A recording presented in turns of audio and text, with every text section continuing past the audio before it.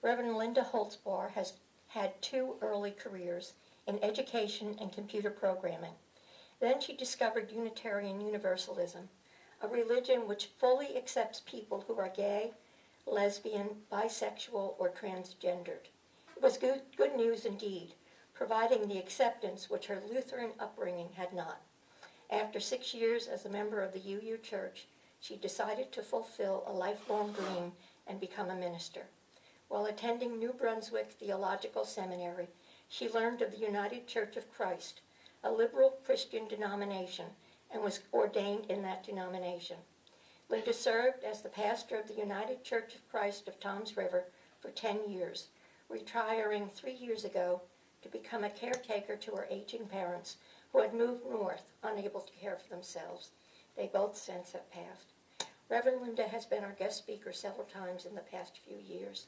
She enjoys hanging out at home with her partner, Linda Kay, and their latest rescue dog, Coco. She loves to help people and spend time with family and friends, or play a lighthearted game of golf. Reverend Holzbaur.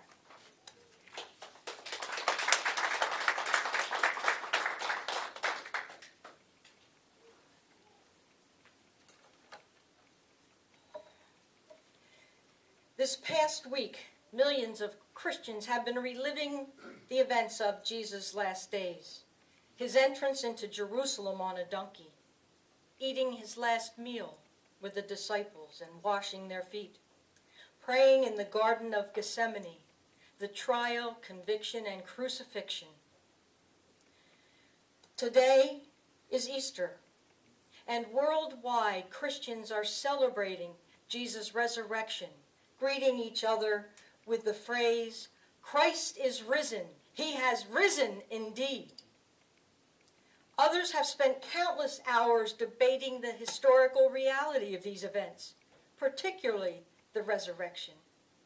My question this morning is, must it be either or? Can we find common ground upon which we can agree and celebrate the story of Jesus' life, regardless of where we find ourselves on the spectrum of belief?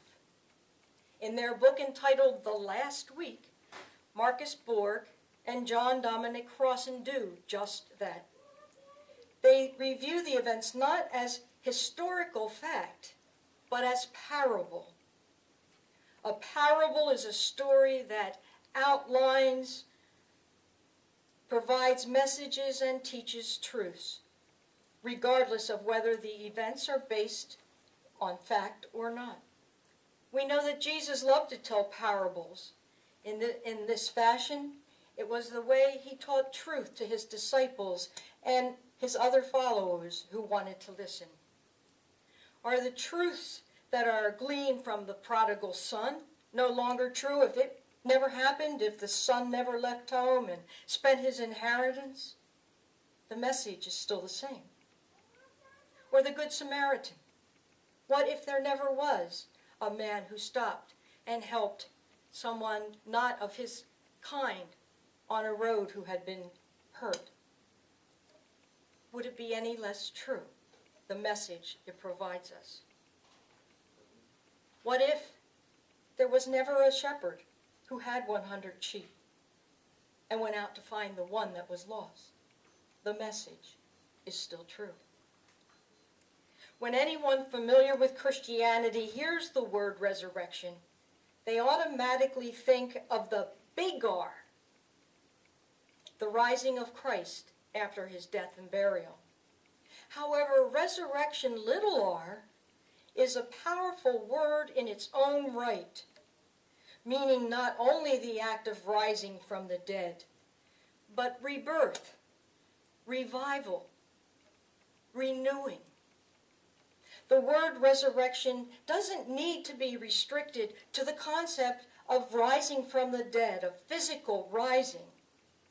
So for today, let's put the debate of that historical resurrection from the dead just off to the side, and let's look for what meanings and truths we might find in the story. The major truth, of course, for Christians is that Jesus lives. Does that mean to those first disciples and even to today? Does that mean that his body was physically resurrected? Or does it mean that his spirit lives through his teachings and his followers? Does that mean they can still, in some way, feel his presence at certain times in their life? I think the most powerful truth in this story is that out of great suffering can come transformation. In the Gospels and in the rest of the New Testament, death and resurrection, dying and rising are a metaphor for personal transformation to a new way of life. Whether the resurrection was literally true or not, a ragtag band of men and women, fishermen, tax collectors, were transformed into a new way of life. They found strength and courage to forge forward, living and teaching what they had been taught by Jesus, in spite of the grave danger to their own lives. A new type of community was formed, one that was totally countercultural. We read in the book of Acts how they lived in this community, putting everything they had in common so that each person could take what they needed. They watched out for one another. The first were last, and the last were first. The widow and the orphan were cared for and not left to fend for themselves. They were valued as much as anyone else. They were reawakened to the essence of life. Their lives were revived. So powerful was their experience of living according to Jesus' teachings that eventually a major religious movement was formed, which was not Jesus' intent. A movement which influenced greatly the history of the world. Out of great suffering can come transformation. We heard Robert Fulghum say, between the first inhale at birth and the last exhale at death, there are little deaths and revivals. Some part of us is always dying. Revival is a lifelong ritual. Some part of us is always dying. Throughout our lives, we find ourselves entombed. We find ourselves like the little duck in the egg, thinking that we are in a world, a dark world, all alone. I'm sure each of you have been there one or more times. It's hard to live without experiencing that. When have you found yourself in the dark egg alone? Was it the loss of a human or animal companion that you loved deeply? Was it the loss of a job, chronic pain, depression, a life-threatening illness, an addiction to alcohol or drugs? These are but a few examples of our modern-day tombs or dark, lonely eggs. I'd like to share a couple stories of common everyday people who found themselves in that situation but were transformed from death to life.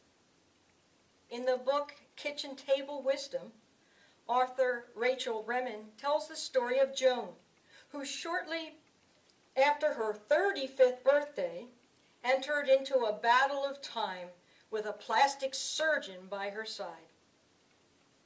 Joan was entombed by her fear of life's fragility. Her 5th surgery, however, was a hysterectomy for cervical cancer. Joan's counseling with Rachel continued for 6 months beyond her chemotherapy and radiation treatments. When their work ended, Joan's hair was just starting to grow back. Several years afterwards in the local market, Rachel was stopped by a handsome, gray-haired lady whom she didn't recognize. She was greeted warmly. Seeing Rachel's puzzled look, she burst out laughing. "It's Joan," she told me, chuckling. "I'm growing old. Who would think that someone like me could be so grateful to have wrinkles?" She is not there. She has risen. The author of the book Tuesdays with Morrie, Mitch Albom, is a newspaper reporter who had become cynical and depressed by virtue of his personal circumstances and job. When his favorite uncle died a few years after Mitch was out of college, Mitch decided that he was going to be in control of his life. He gave up his fledgling career as a musician and got a master's degree in journalism and became a sports writer. He bought a house, some cars, some stocks, all the things that he thought would make him happy. He buried himself in his accomplishments and his work. That was his tomb. Then one day, Mitch saw a story on television about a man who was dying of Lou Gehrig's disease. Morrie Schwartz happened to be his old professor, someone who had been a father figure to him in college, providing him with much support and wisdom. On his first visit, Mitch was taken aback by how frail Morrie had become. But Morrie's delight and excitement in seeing his former student soon turned a single visit into a series of Tuesday encounters. During these visits, Morrie attempted to pass on the lessons he had learned about life and living, while also modeling how to die a good death.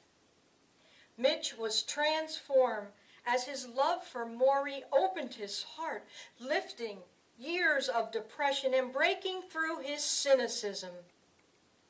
The tomb is empty. He has risen.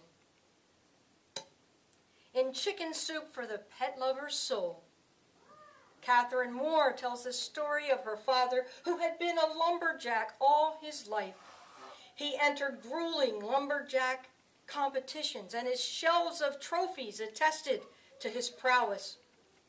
As he got older, he became very irritable whenever he couldn't do something that he was able to do as a younger man. At 67, he suffered a heart attack. He survived physically, but something inside died. His zest for life was gone. He obstinately refused to follow the doctor's orders. Suggestions and offers of help were turned away with sarcasm and insults. Visitors stopped coming. Someone suggested that Catherine get her father a pet. In desperation, she rescued an aging dog from a shelter who was to be destroyed the next day. Excitedly, she brought him home. "Look, Dad, look what I've got for you," she said excitedly. Her father looked, then wrinkled his face in disgust. "If I wanted a dog, I would have gotten one. And I would have picked out a better specimen than that bag of bones. I don't want it." Catherine yelled back, "Well, you better get used to it because he's staying." His hands clenched at his sides, his eyes narrowed and blazing with hate. They just stood there, daughter and father, staring at each other. Suddenly, the dog broke free from Catherine's grasp and wobbled over toward her dad and sat down in front of him. Then slowly and carefully, the dog raised his paw. As her father struggled with his emotions, the dog sat patiently. Then her father was on his knees, hugging the dog he named Cheyenne. It was the beginning of a warm and intimate friendship as they spent hours exploring, fishing, and making new friends. The tomb is empty. He has risen. Out of moments of dying, new beginnings, revival, renewal, resurrection. Perhaps the gospel writers did add the resurrection to the end of the story in a triumphal manner, completing the New Testament metaphor of dying and rising. Perhaps Jesus' body was moved. Perhaps Jesus did rise from the dead. We may never know. But the message of the possibility of transformation out of great suffering is as relevant today as it was back then. Just as the story of the prodigal son reminds us to be generous, just as the story of the Good Samaritan reminds us of the importance of forgiveness and caring for others, the story of Jesus' death and resurrection reminds us that though there are many moments of dying between our first and our last breaths, transformation, new life, is always a possibility. Blessed be.